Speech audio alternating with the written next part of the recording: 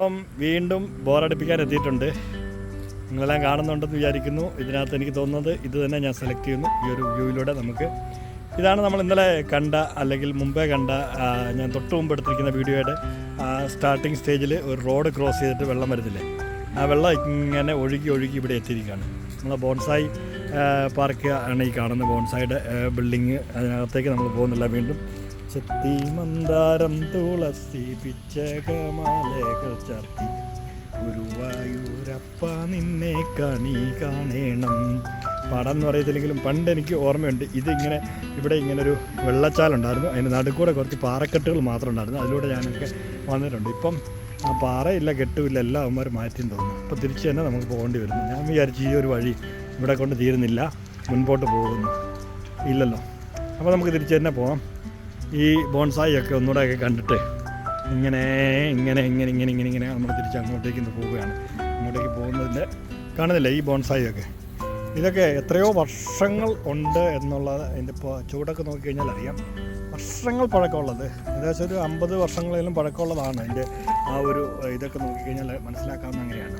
അപ്പോൾ അതിങ്ങനെ ഇതേ വലുപ്പത്തിൽ നിലനിർത്തുക എന്നുള്ളത് അതൊക്കെ ഞാൻ പറഞ്ഞില്ലേ ഇവിടുത്തെ ആ ഒരു പ്രത്യേകതകൾ. പിന്നെ കണ്ടില്ലേ ഇത്തരം ചെടികളൊക്കെ ആണെങ്കിൽ തന്നെ ചെത്തി മന്ദാരം ഒന്നും അവർ അതിനെയൊക്കെ സംരക്ഷിച്ച് നിർത്തുന്നത്. ഇത്തരം ചെത്തിയൊക്കെ നമ്മുടെ നാട്ടിലുണ്ടോ? ഉണ്ടാവുമായിരിക്കല്ലേ.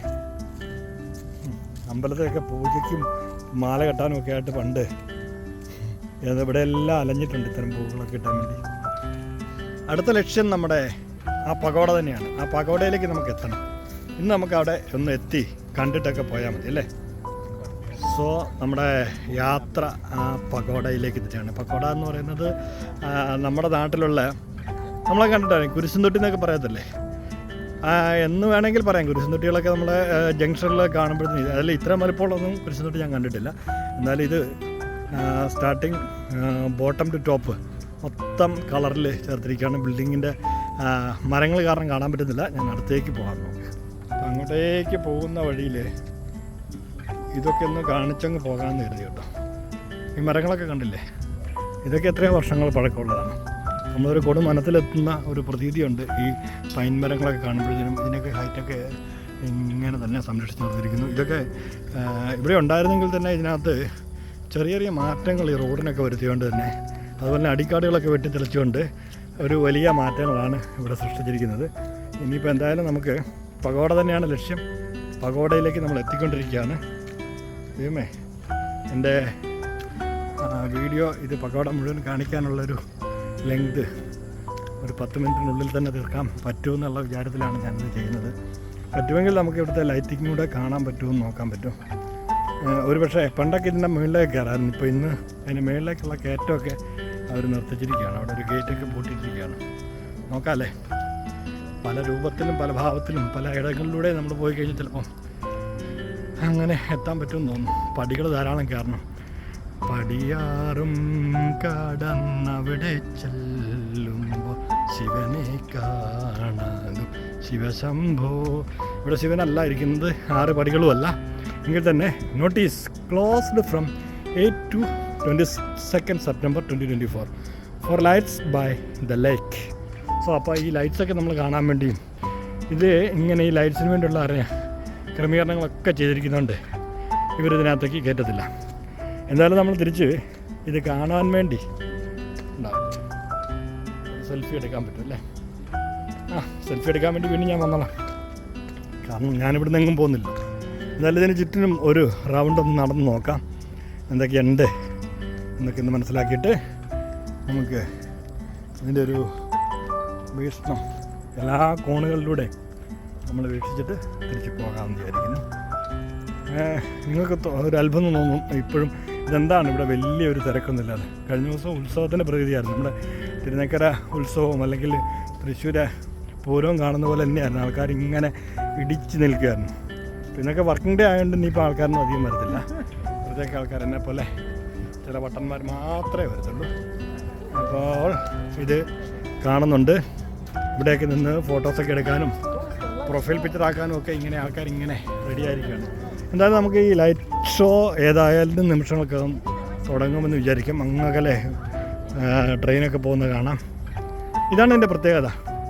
ഇവിടെയൊക്കെയുള്ള ഏറ്റവും വലിയൊരു സംഭവം എന്താണെന്ന് ചോദിച്ചു കഴിഞ്ഞാൽ നമ്മൾ കാണുന്നതും കേൾക്കുന്നതും നമ്മുടെ ആ ഒരു പ്രകൃതിയുടെ തനിമ നിലനിർത്താനും ഒക്കെ ഇവരൊക്കെ ശ്രമിക്കുമ്പോൾ നമ്മളൊക്കെയാണ് കോൺക്രീറ്റ് കാടുകളിലേക്ക് മാത്രം കയറിപ്പോകുന്നത്. ഇവിടെ കോൺക്രീറ്റ് ഇല്ല എന്ന് പറയുന്നില്ല, ഇവിടെ ഈ കോൺക്രീറ്റ് ഉള്ളപ്പോൾ തന്നെ ഇത്തരം മരങ്ങളും വൃക്ഷലതാദികളും ഒക്കെ ഇങ്ങനെ ഇത്ര ഭംഗിയായിട്ട് കൊണ്ടു നടക്കുവാൻ വേണ്ടി ചെയ്യുന്ന ആ ഒരു ഇതുണ്ടല്ലോ, ആ ഒരു commitment that is very great എന്ന് തന്നെ പറയണം.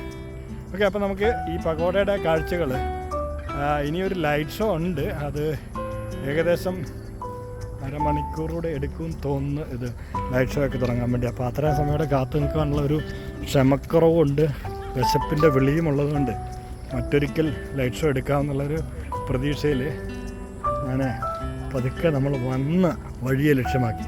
ഇപ്പോൾ ഒരു റൗണ്ട് ഞാൻ വെച്ചിട്ടുണ്ട്. അതിൻ്റെ ഒരു 75%, അതായത് 360 ഡിഗ്രിയിൽ ഞാനിപ്പോൾ ഒരു 180 കഴിഞ്ഞു. എനിക്കൊന്ന് 360ലേക്ക് വരുവാ. യെസ്, ഇതാണ് ഞാൻ വന്ന സ്ഥലം എന്നുള്ള പ്രതീക്ഷയിലും ഇവിടെ ഇരിക്കുന്ന പാറകളും ഇതിനിടയ്ക്കൂടെ എലിയാണ് പോകുന്നത്. ഇതിനിടയ്ക്കൂടെ എലിയെ കണ്ട പോലെ യെസ്, എലി തന്നെയാണ്. യെസ്, അപ്പത്തിനകത്ത് കയറിപ്പോയി. അവർക്കും ജീവനമൊക്കെ ഇല്ലേ? ഓരോ ജീവികളെ നമ്മൾ കാണുമ്പോൾ മനുഷ്യൻ മാത്രം മതി, മറ്റ് ജലാദികളും ജന്തു പക്ഷി മൃഗാദികളും ജന്തു ലതാദികളും വേണ്ടാന്നൊക്കെ വിചാരിക്കുന്ന ആൾക്കാരുണ്ട്. അങ്ങനെയാണോ വേണ്ടത്? അല്ലല്ലോ, നമുക്കെല്ലാം വേണ്ടേ. അപ്പോൾ എൻ്റെ പുറകിൽ കാണുന്ന പഗോഡ വീണ്ടും അതിൻ്റെ ലൈറ്റ് ഒക്കെ കണ്ടുകൊണ്ട് നമുക്കൊരു ദിവസം വീണ്ടും വരാമെന്ന പ്രതീക്ഷയിൽ ഇനിയും നിങ്ങളെയൊന്നും ബോറടിപ്പിക്കുന്നില്ല. വീണ്ടും ബോറടിപ്പിക്കും, നാളെ വീണ്ടും വരും. അപ്പോൾ നാളെ വീണ്ടും വരുമ്പോൾ കാണുവാൻ ശ്രമിക്കണം. കണ്ടു കഴിഞ്ഞാൽ ഒന്ന് സബ്സ്ക്രൈബ് ചെയ്യുകയോ ഒന്ന് ലൈക്ക് ചെയ്യുകയോ ഒക്കെ ചെയ്യണം കേട്ടോ. Okay, by.